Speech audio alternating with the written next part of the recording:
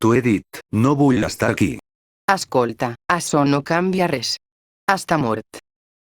A més algú s'ha quedar les seves coses. Qui ho farà si no? Ho sé mare, és només que em porten mals records. Bé, el teu pare t'ha deixat una carta. L'hauries de llegir en algun moment.